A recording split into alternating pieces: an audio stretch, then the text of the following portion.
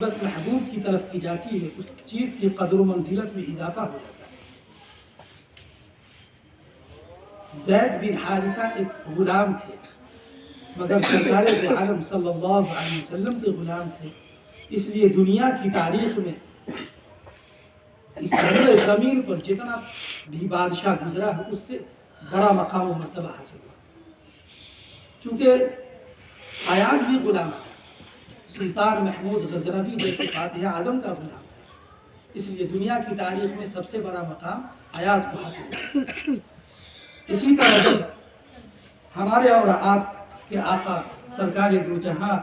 محمد مصطفیٰ صلی اللہ علیہ وسلم نے شعبان کی نسبت اپنی طرف فرمائی تو اسی نسبت سے آپ کا مہینہ تمام مہینوں میں سب سے سیدنا حضرت ابو ہریرہ رضی اللہ عنہ روایت کرتے ہیں کہ رسول اللہ صلی اللہ علیہ وسلم نے فرمایا کہ رجب اللہ کا مہینہ ہے اور شعبان میرا مہینہ ہے اور رمضان میری امتی کا مہینہ ہے۔ شعبان گناہوں کو دور کرنے والا اور رمضان پاک کرنے والا ہے۔ ایک دوسری حدیث میں آتا ہے کہ شعبان کا مہینہ رجب اور رمضان کے درمیان کا مہینہ ہے، لوگ اس کی فضیلت سے غافل ہیں، حالانکہ بندوں کے اعمال اس ماہ میں اللہ تبارک و تعالیٰ تک اٹھائے جاتے ہیں، لہذا میں اس بات کو پسند کرتا ہوں کہ اس مہینے میں روزہ رہے۔ سیدنا حضرت انس بن مالک رضی اللہ تعالی عنہ روایت کرتے ہیں کہ رسول اللہ صلی اللہ علیہ وسلم نے ارشاد فرمایا کہ رجب کی فضیلت باقی مہینوں پر ایسی ہے جیسے قرآن کی فضیلت تمام کلاموں پر، اور شعبان کی فضیلت باقی مہینوں پر ایسی ہے جیسے تمام نبیوں پر مجھ کو فضیلت حاصل ہے۔ اسی طرح باقی اللہ کی فضیلت باقی مہینوں پر ایسی ہے جیسے تمام مخلوق پر اللہ کی فضیلت۔ حضرت انس بن مالک رضی اللہ تعالی عنہ کا بیان ہے کہ جب شعبان کا چاند ہوتا تھا تو آپ صلی اللہ علیہ وسلم کے صحابہ قرآن کی تلاوت پر گر پڑتے تھے۔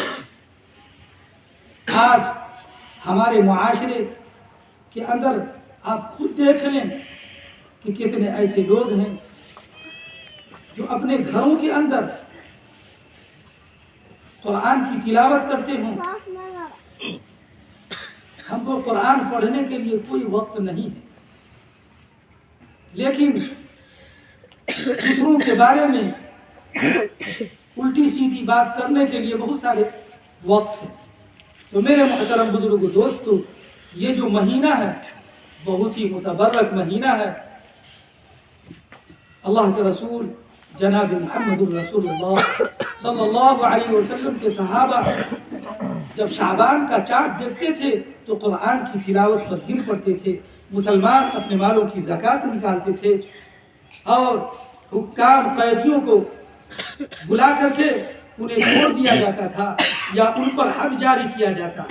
اور جب رمضان کا چاند ہوتا تو لوگ نہا دھو کر کے اعتکاف میں بیٹھتے تھے۔ ہمارے اور آپ کے آقا جناب محمد رسول اللہ صلی اللہ علیہ وسلم جب رجب کا چاند دیکھتے تو یہ کلمات پڑھا کرتے تھے: اللہم بارک لنا فی رجب و شعبان وبلغنا رمضان۔ اے اللہ، ہم کو رجب اور شعبان میں برکت دے اور ہمیں خیریت کے ساتھ رمضان تک پہنچا۔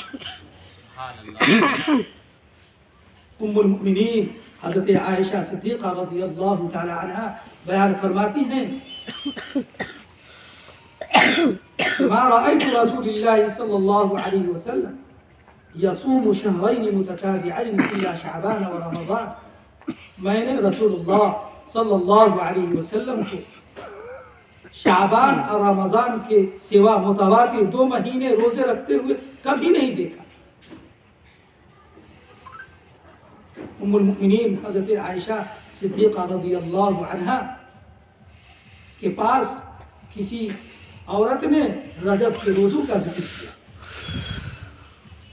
تو آقا صلی اللہ علیہ وسلم نے فرمایا ان كنت صائمة شهرا لا محالة فعليك بشعبان فإن فيه فضل اگر تمہیں رمضان کے علاوہ کسی مہینے میں روزے رکھنے کا شوق ہے تو تم شعبان میں رکھو کیونکہ اس مہینے میں فضیلت ہے۔ تو میرے محترم بزرگ دوستو، بحیقی نے سیدنا حضرت ابو بکر صدیق رضی اللہ تعالی عنہ روایت کرتے ہیں کہ رسول اللہ صلی اللہ علیہ وسلم نے ارشاد فرمایا ينزل الله تعالى إلى السماء الدنيا ليلة النصف من شعبان ويغفر لكل مسيء إلا رجل مشرك أو في قلبه شحناء۔ شعبان کی 15ویں شب میں آسمان دنیا پر اللہ تبارک و تعالی تجلی فرماتا ہے۔ طلوع آفتاب سے لے کر کے غروب آفتاب تک، یعنی غروب آفتاب سے لے کر کے طلوع آفتاب یعنی صبح صادق تک اللہ تبارک و تعالی ندا لگاتا ہے اور کہتا ہے کہ کہاں ہے جو اپنے گناہوں سے معافی کروانے والے، لیکن آج ہم کہاں ہیں، کس جگہ پہ ہیں؟ یہ مہینہ اتنا متبرک والا مہینہ ہمارے سامنے سے گزر رہا ہے لیکن اس کی قدر ہمارے اندر نہیں ہے، اس کے بارے میں ہم نے کبھی سوچا ہی نہیں۔ دنیا کے ہر کاموں کے لیے ہمارے پاس وقت ہے لیکن اس مہینے کے بارے میں ہم نے کبھی سوچا ہی نہیں کہ اتنا متبرک مہینہ ہمارے سامنے سے گزر رہا ہے۔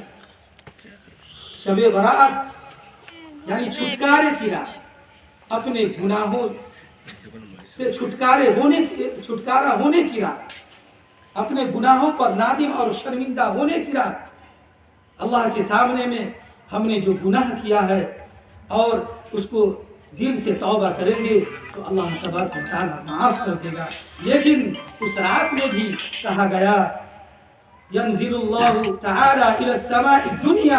ليلة النصف من شعبان فيغفر لكل مسيء إلا رجل مشرك أو في قلبه شيء، یعنی مشرک اور کینہ پرور جو ہوگا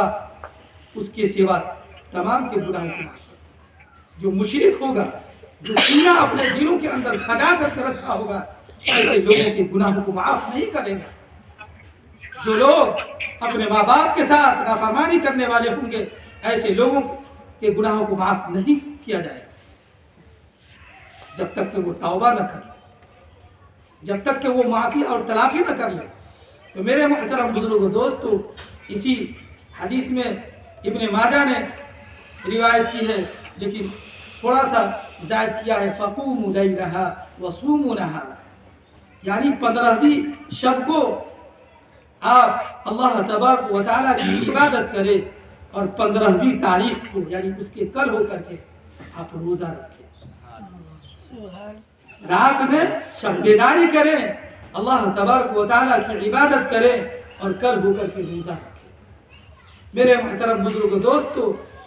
یہ وہ مہینہ ہے اور وہ 15ویں شب کی جو رات ہے، اس رات میں تھوڑی دیر کے لیے عبادت کرنا، کیونکہ کچھ ایسا موسم آتا ہے جس میں سامانوں کا ریٹ بڑھ جاتا ہے نا، اسی طریقے سے یہ مہینہ شعبان کا مہینہ ہے، اس مہینے میں ایک دن ہے جس کو کہتے ہیں شب براءت۔ اس رات میں تھوڑی دیر عبادت کرنا، اور جو ہم عبادت کرتے ہیں تو اس نیکیوں میں اضافہ ہو جاتا ہے۔ تھوڑی دیر عبادت کرنا ہمارے لیے باعث نجات ہے، اس لیے ہم اور آپ کو چاہیے